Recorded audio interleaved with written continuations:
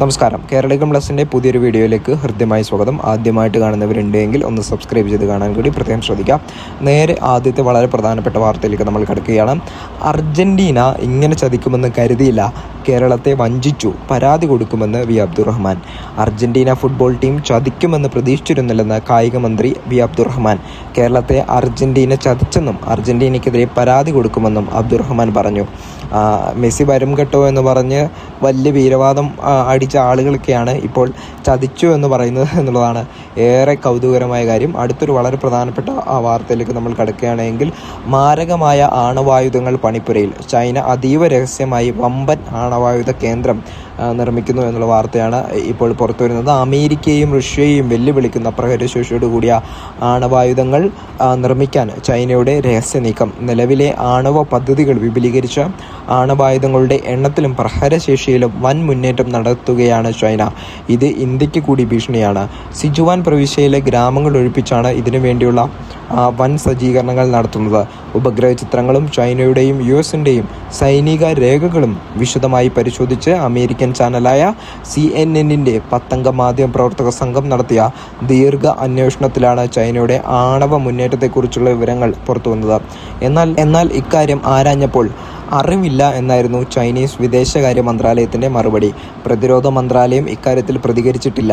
ചൈനയുടെ ആണവ പദ്ധതികൾ നിയന്ത്രിക്കുക എന്ന ലക്ഷ്യത്തോടെ US പ്രസിഡന്റ് ഡൊണാൾഡ് ട്രംപ് അടുത്ത മാസം ചൈനീസ് സന്ദർശനം നടത്തുന്നുണ്ട്.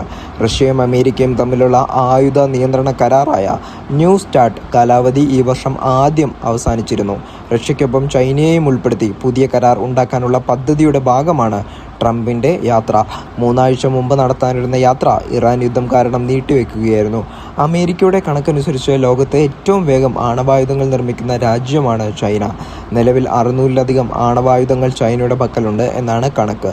എന്നാൽ അമേരിക്കയുടെയും റഷ്യയുടെയും പക്കൽ ചൈനയേക്കാൾ 4 ഇരട്ടിയിലധികം ആയുധങ്ങളുണ്ട്. ഇന്തോനേഷ്യയിൽ വൻ ഭൂചലനം, 7.4 തീവ്രത രേഖപ്പെടുത്തി, ഒരാൾ മരിച്ചു, സുനാമി മുന്നറിയിപ്പ് എന്നുള്ള വളരെ പ്രധാനപ്പെട്ട ഒരു വാർത്തയാണ് വരുന്നത്. ഇന്തോനേഷ്യയിൽ വൻ ഭൂചലനം, റിക്ടർ സ്കെയിലിൽ 7.4 തീവ്രത രേഖപ്പെടുത്തിയ ഭൂചലനമാണ് അനുഭവപ്പെട്ടത്. ഭൂചലനത്തെ തുടർന്ന് ഇന്തോനേഷ്യ, ഫിലിപ്പീൻസ്, മലേഷ്യ തീരങ്ങളിൽ സുനാമി മുന്നറിയിപ്പ് പുറപ്പെടുവിച്ചിട്ടുണ്ട്.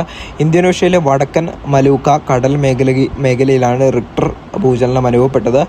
വ്യാഴാഴ്ച പുലർച്ചെ ഉണ്ടായ ഭൂകമ്പത്തിൻ്റെ പ്രഭവ കേന്ദ്രം ടെർണൈറ്റ് നഗരത്തിന് 127 കിലോമീറ്റർ അകലെ, കടലിൽ 35 കിലോമീറ്റർ ആഴത്തിലാണെന്ന് US ജിയോളജിക്കൽ സർവേ അറിയിച്ചു.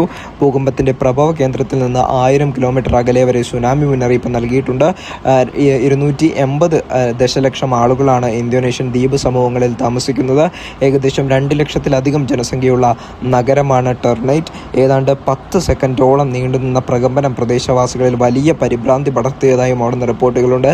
ഇതിൻ്റെ ആഘാതത്തെക്കുറിച്ച് കൂടുതൽ വിവരങ്ങൾ ലഭ്യമായി വരുന്നതേയുള്ളൂ.